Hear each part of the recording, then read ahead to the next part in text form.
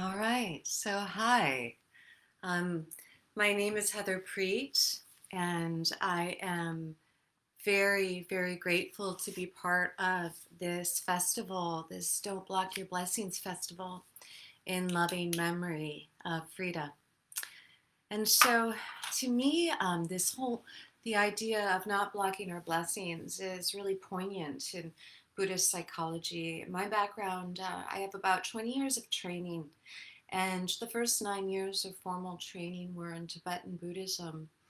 My main influencer, however, is Thich Nhat Hanh and insight practice, and I teach secular mindfulness through UCLA's Mindful Awareness Research Center. And so, this beautiful psychology, this spiritual practice, this science of mind um, is now scientifically proven. We can see why it's been practiced for 2,500 years by looking at an MRI. And so I want to come from this perspective. We might hear a little dog barking. Oh, hello. He takes his job very seriously. I want to take this from the perspective of our neuroscience perspective and really sort of take in that we have, there's so much more to who we are than we think. And that's not woo woo and it's not wishful thinking and it's not, you know, positive, affirmation, which are beautiful, by the way. But this is actually, who we are structurally. This is who we are, proven by Western science. And so I'm going to tell you a little story about Matthew Richard. And Matthew Richard was a French molecular biologist turned Tibetan monk. And what's so beautiful about the Tibetan practices is that we have this deep connection to universal compassion. We practice, constantly on purifying the obscurations in our heart so that we can equally send compassion to all beings, even those that we find difficult. And so this is like a muscle. This is a part of who we are. And it's also part of our brain. It's part of our brain that can be exercised and strengthened, or it can atrophy and perhaps never even be seen. So they were doing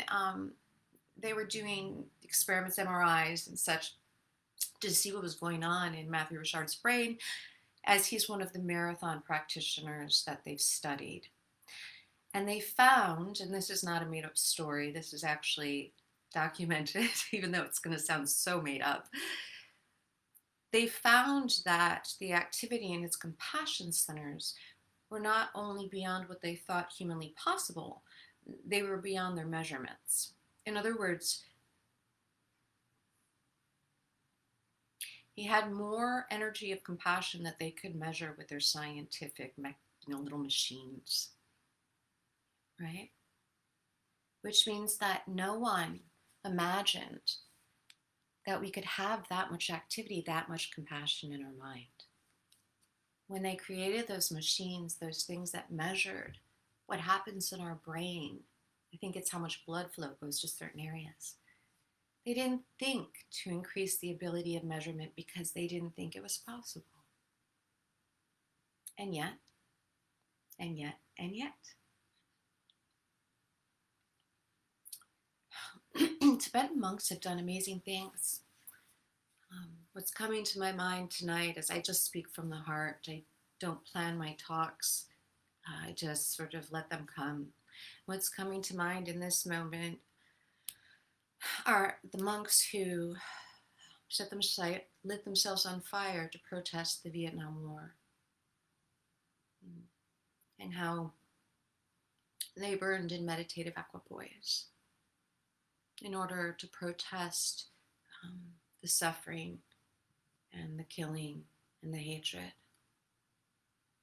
and the atrocities of war.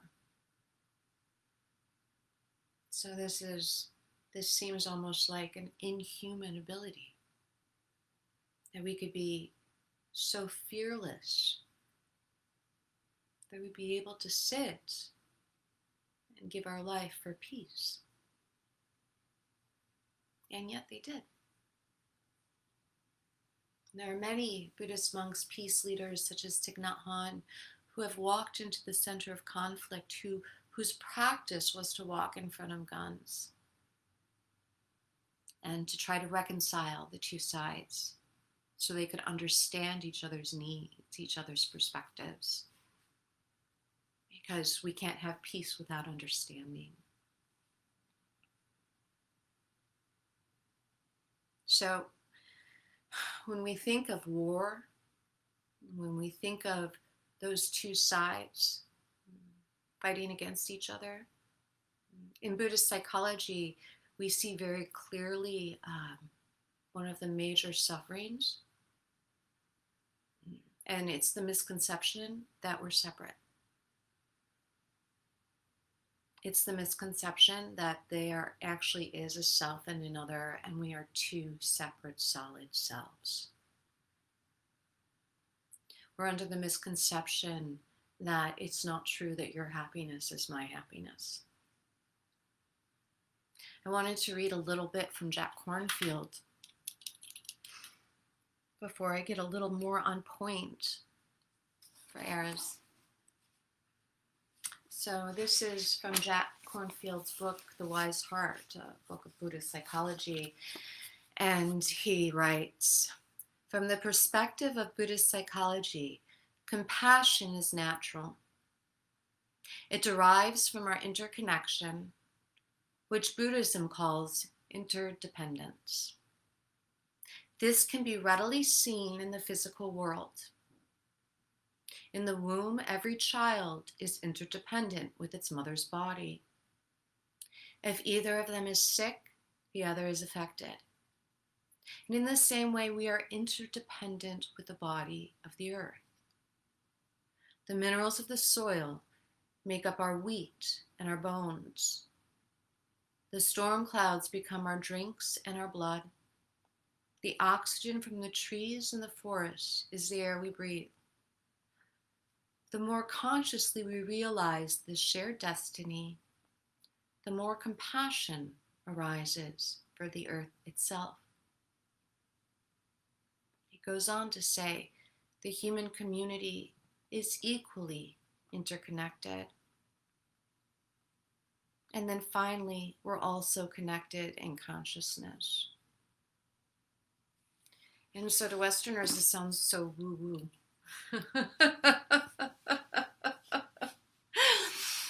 Which is all right, because Siddhartha, they call him Buddha. I prefer not to use that name because people think of it as a title. It sounds like a religion, but actually it just means awakened one. We all actually have Buddha nature.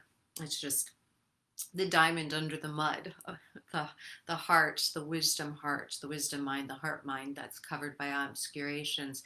His original name was Siddhartha. He was a prince. I like to call him Sid. So as Sid said, he said, don't believe anything I say, check it out for yourself. And so this is where I want to go with this talk, and then to a practice that we can do together. Siddhartha said, don't believe what I say. He said, check it out for yourself. And if you saw my intro video, you know that I talked a little bit about Violet. So Violet was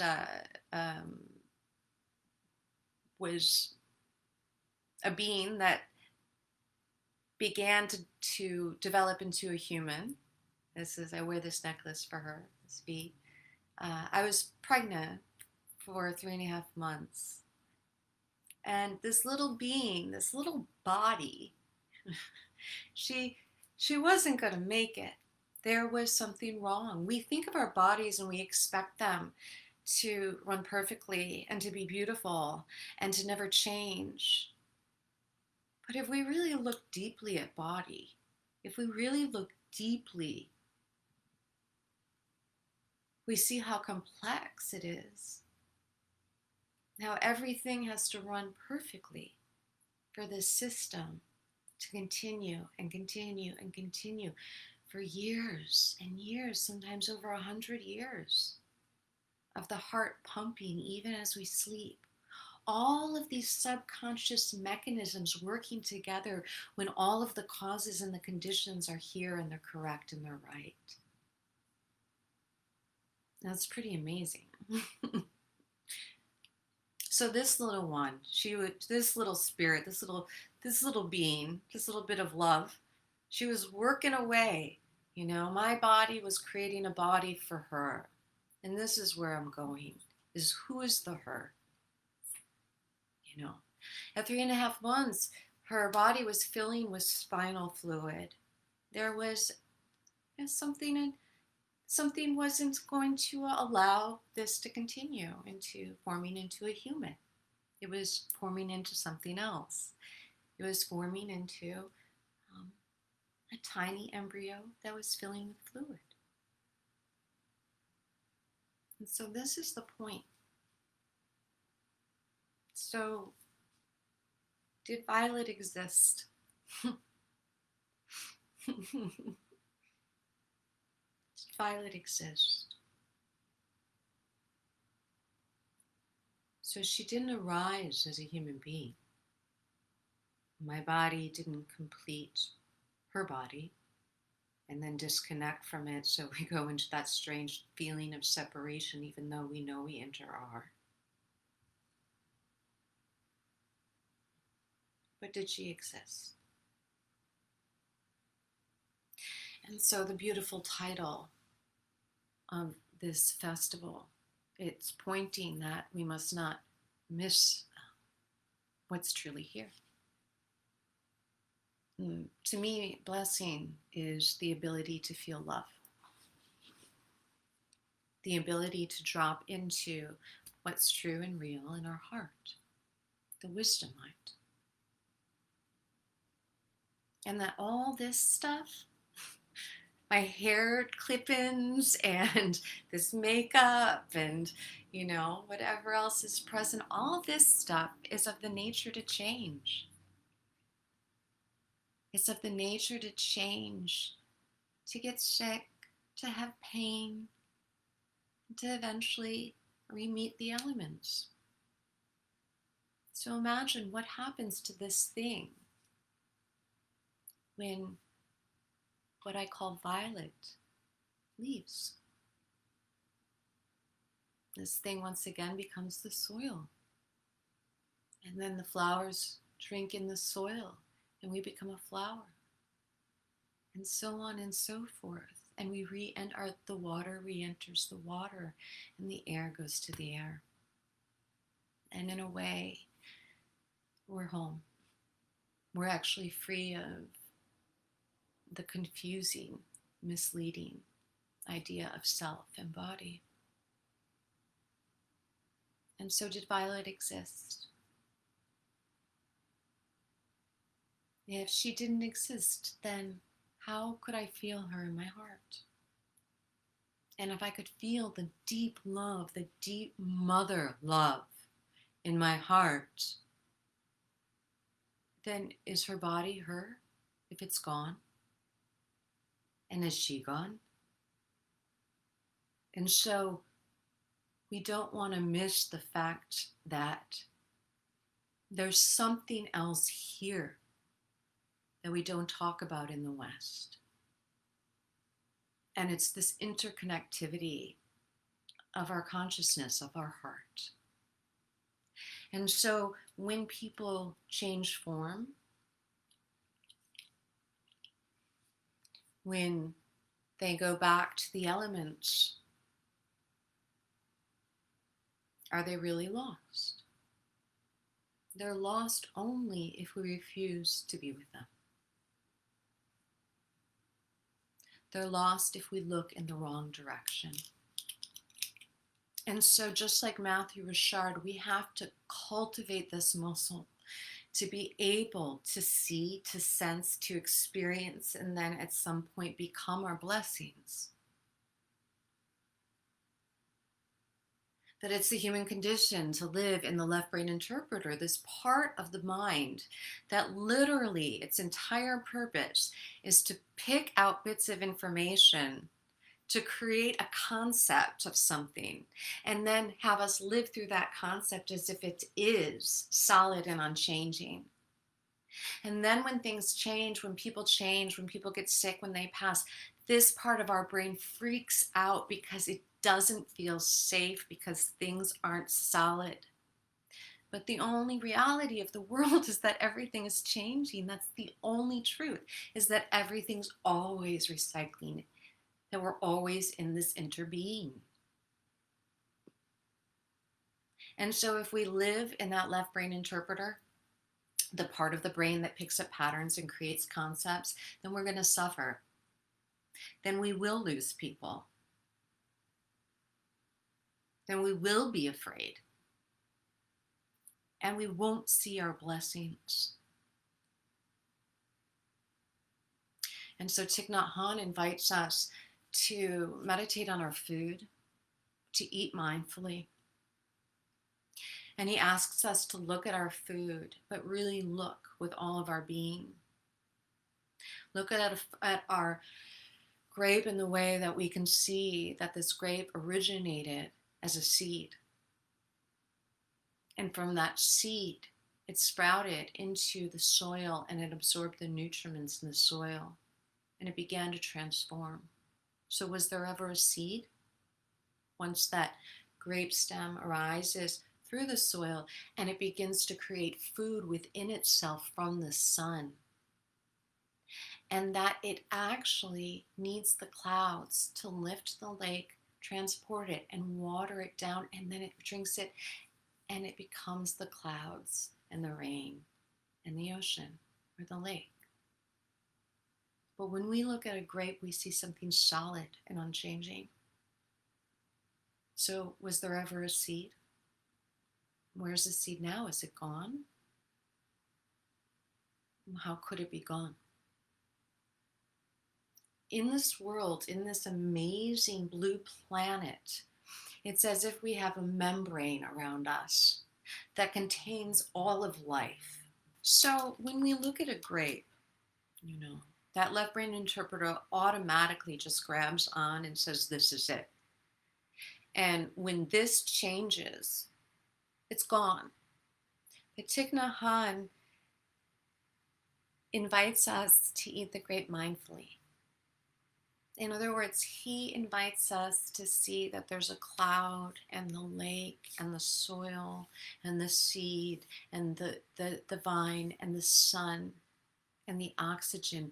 And not only that, but the people who tended to the grapes and brought them, and the people whose families were fed as we exchange funds to receive these grapes. And so this entire history of the grape.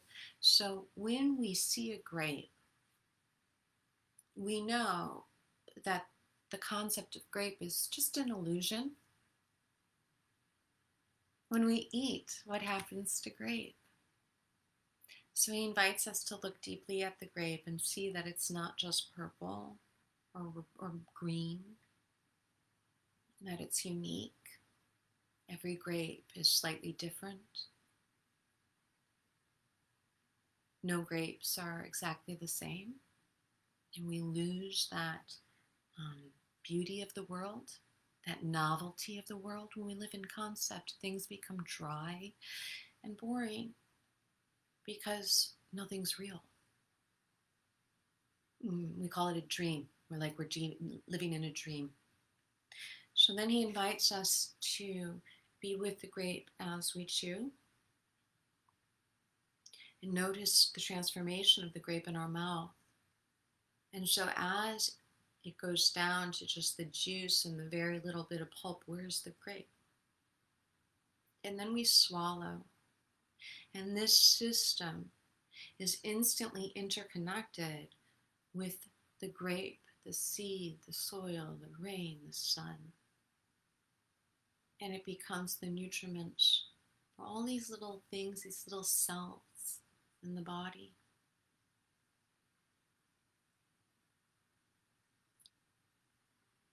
In order to see our blessings, we need to contemplate interconnectivity. And so maybe just now you can maybe place your hand on the center of your chest, and this releases oxytocin. It's not woo as it looks. And bring to mind someone who is no longer here or has transformed into a different state of being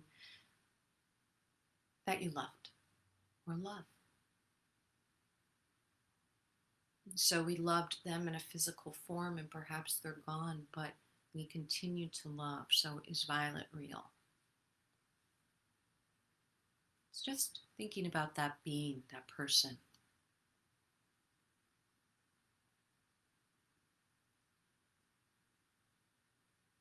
Begin to bring to mind all the things that you love about them, the way that they made you feel,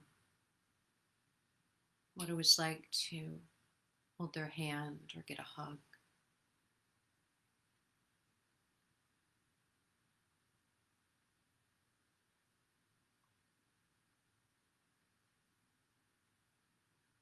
And whisper some loving kindness in your mind, some gratitude. Perhaps you're grateful to have known them in this human form. And they touched you in some way, they changed you, a benefactor. Maybe they made you feel safe.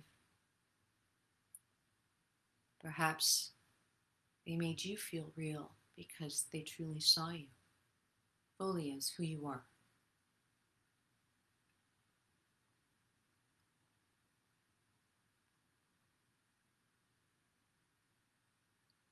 And as we cultivate this recalling, this love that's accessible, we strengthen our ability to know that they're still here with us. We strengthen our ability to sense the things that science used to ignore, that it can no longer ignore. That just the recalling lights up the love centers in our brain, and activity happens and energy flows.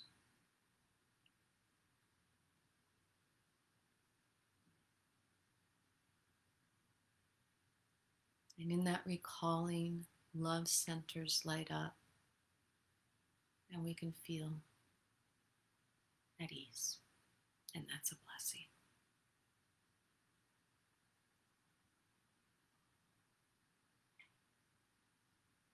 Just recalling your love.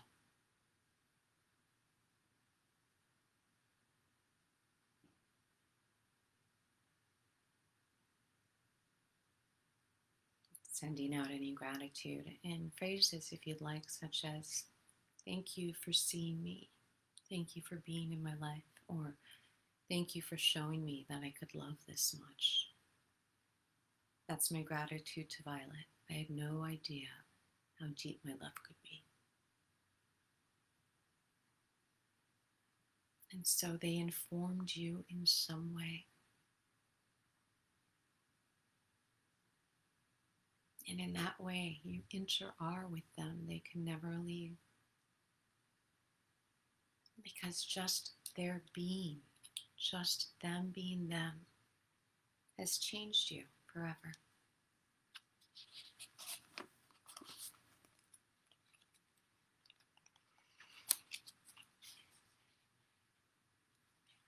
If you'd like, you can just let these words wash over you as I read about one of my dear Buddha's Diploma.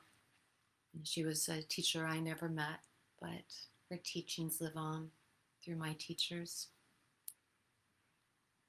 There's these writings about her life and how beautiful and compassionate this woman was. She was this tiny woman who moved to Calcutta in India, and she did meditation. She actually had to meditate because of so much grief and loss in her life.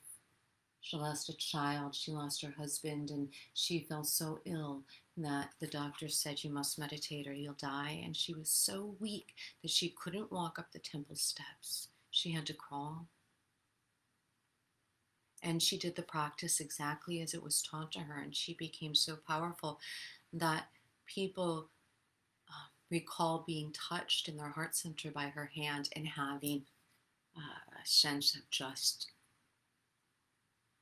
well-being flow through them, like things that teachers like us, the Westerners, who work in the neuroscience building, don't want to talk about, but are true.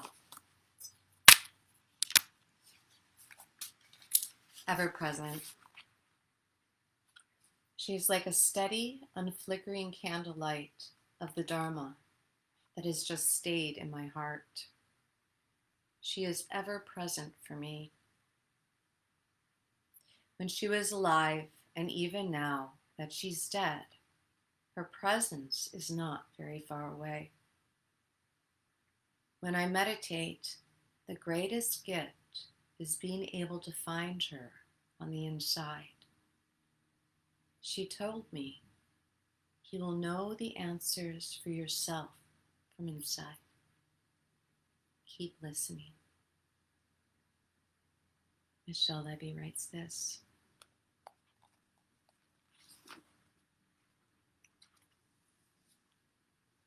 And so as things change and shift and come and go, as relationships transform, as bodies transform, the most important thing that we can do is to keep listening, to meditate on the heart center, recalling love, savoring. Maybe one day we can be like Matthew Richard and stun the scientists.